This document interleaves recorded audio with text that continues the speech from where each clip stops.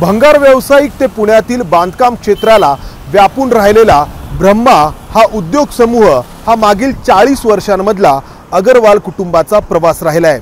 विदर्भातील भंडारा जिल्ह्यातून हे कुटुंब पुण्यात दाखल झालं त्यावेळी पुणे शहराच्या बाहेर एका ग्रामपंचायतीचा भाग असलेल्या वडगाव शेरीमध्ये या कुटुंबाने भंगारातून धातू वेगळा करण्याचा व्यवसाय सुरू केला।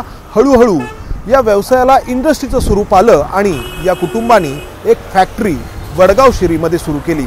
आज ब्रह्मा कॉर्प, ब्रह्मा मल्टीकॉन, ब्रह्मा रियालिटी या ब्रह्मा या अध्यक्षरांनी सुरू होणाऱ्या अनेक कंपन्या ज्यांच्या नावाने आहेत ते ब्रह्मदत्त अग्रवाल हे या उद्योगाचे प्रमुख। या ब्रह्मदत्त अग्रवाल यांना 4 मुलं, सुरेंद्र कुमार अग्रवाल, राम कुमार अग्रवाल, महेंद्र कुमार अग्रवाल आणि विनोद कुमार अग्रवाल। या 4ही मुलांनी ब्रह्मदत्त अग्रवाल यांना व्यवसायात मदत करायला सुरुवात केली आणि सुरुवातीलाच एक सूत्र ठरलं ते म्हणजे जो काही नफा मिळेल तो या 4 भावांनी आपसात समान वाटून घ्यायचा। म्हणजे जर 100 रुपयांचा नफा झाला तर प्रत्येकी 25 रुपये या 4 भावांनी आपसात वाटून घ्यायचे। हे सूत्रच पुढे या 4 भावांमध्ये वाद निर्माण होण्यास कारण ठरणार होतं। हळूहळू हा जो भंगाराचा व्यवसाय आहे तो या कुटुंबाने वाढवायला सुरुवात केली आणि हे करत असतानाच अतुल संतानी नावाची व्यक्ती या कुटुंबाला भेटली।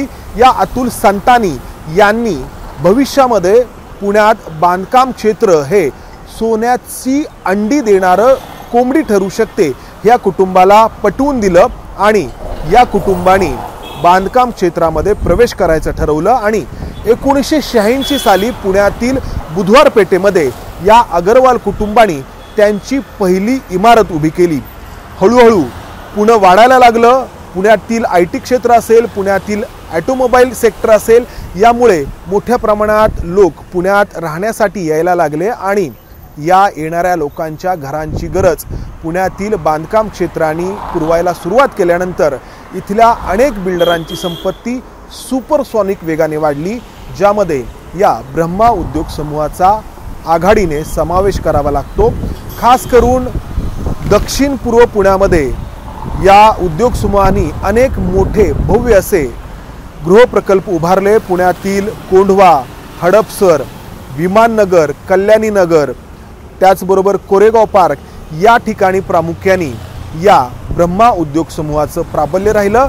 पुण्याबरोबरच इतर शहरांमध्ये देखील महाबळेश्वर सारख्या पर्यटन स्थळी देखील या उद्योग समूहाच्या मालमत्ता राहिल्या आणि हा उद्योग समूह अतिशय वेगाने प्रगती करत राहिला। मात्र वादाला सुरुवात झाली 2008 साली, कारण या 4 भावांची मुलं देखील या बांधकाम क्षेत्रातील उद्योगामध्ये यायला सुरुवात झाल्यानंतर वादाला सुरुवात झाली। कारण या 4 पैकी 3 भावांना म्हणजे सुरेंद्र कुमार अग्रवाल यांना एक मुलगा, महेंद्र कुमार अग्रवाल यांना एक मुलगा, राम कुमार अग्रवाल यांना एक मुलगा, मात्र विनोद कुमार अग्रवाल यांना 2 मुलं। त्यामुळे आधीच्या पिढीमध्ये जो नफा 4घांमध्ये वाटला जायचा तो पुढच्या पिढीमध्ये 5 जणांमध्ये वाटण्याची वेळ आली आणि याला सुरेंद्र कुमार अग्रवाल यांनी आक्षेप घेतला। कारण त्यांचं असं म्हणणं होतं की नफा जो 4घांमध्ये वाटला जातोय तो तसाच राहायला हवा। यातून सुरेंद्र कुमार अग्रवाल जे सगळ्यात मोठे ते त्यांच्या इतर 3 भावांपासून वेगळे झाले आणि हा वाद, संपत्तीचा वाद पुढे अतिशय टोकाला पोचला।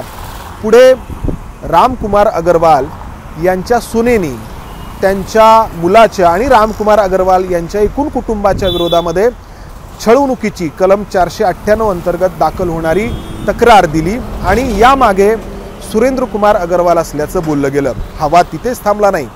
त्यावेळी राम कुमार अग्रवाल यांच्यासाठी काम करणारे शिवसेना नेते अजय भोसले यांच्यावरती 2009 साली गोळीबार करण्यात आला। हा गोळीबार ऐन निवडणुकीच्या प्रचारादरम्यान करण्यात आला, ज्यावेळी अजय भोसले हे वडगाव शेरी मतदारसंघातून शिवसेनेतर्फे विधानसभेची निवडणूक लढवत होते।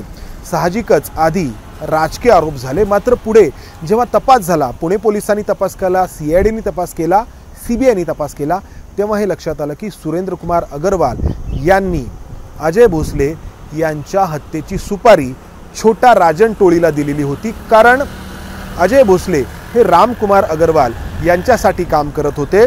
म्हणजे सख्या भावांमध्ये या संपत्तीच्या वादातून इतकं वितुष्ट निर्माण झालं की छोटा राजनला सुपारी देण्यापर्यंत विषय पोहोचला।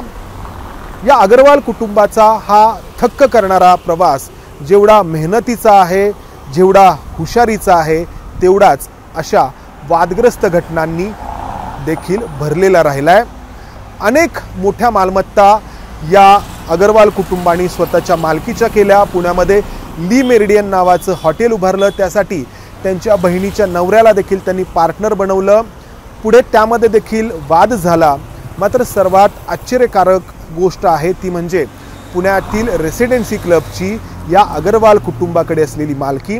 ज्यांना पुण्यातील हा रेसिडेन्सी क्लब ठाऊक आहे त्यांना याची कल्पना आहे की या रेसिडेन्सी क्लबची मेंबरशिप सदस्यत्व मिळवणं हे पुण्यामध्ये प्रतिष्ठेचं मानलं जातं आणि हा रेसिडेन्सी क्लब या अग्रवाल कुटुंबाच्या मालकीचा आहे। तो कसा झाला याबद्दल देखील मोठे प्रवाद आहेत, कारण हा रेसिडेन्सी क्लब अशा ठिकाणी आहे जिथे एकतर सरकारी कार्यालय आहेत, म्हणजे पुण्याचं विभागीय आयुक्त कार्यालय त्या ठिकाणी, विभागीय आयुक्तांचं जे काही कार्यालय आहे जिथून सगळा कारभार चालतो 5 जिल्ह्यांचा ते त्याच्या जवळ आहे। त्याचबरोबर शासकीय विश्रामगृह आहेत आणि दुसऱ्या बाजूला आपल्या लष्कराचं जे दक्षिण मुख्यालय आहे, ज्याला आपण सदर्न कमांड म्हणतो, तो भाग आहे आणि मध्ये असलेली ही रेसिडेन्सी क्लबची जागा या अग्रवाल कुटुंबाच्या मालकीची आहे। ती कशी या कुटुंबाच्या मालकीची झाली याबद्दल देखील प्रवाद आहेत।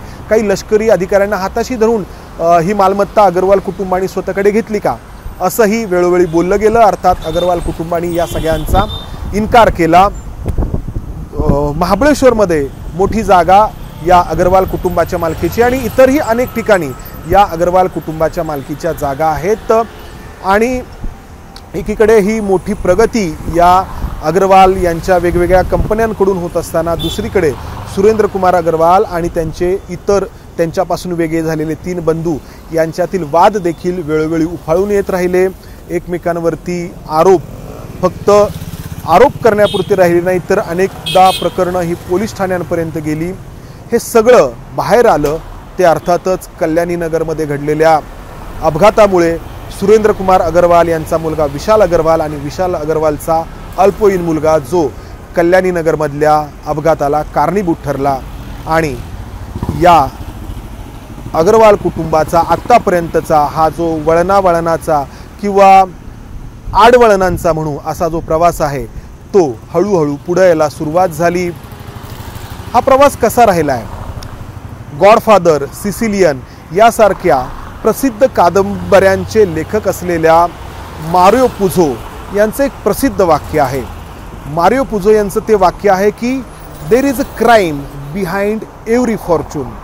या वाक्याचा अर्थ ज्यांना समजला त्यांना या अग्रवाल कुटुंबाचा प्रवास देखील समजला असं म्हणायला हरकत नाही। कॅमेरामन राजेश बिडकरसह मी मंदार गुंजारी इथेच थांबतो। धन्यवाद। एबीपी माझा, उघडा डोळे बघा नीट।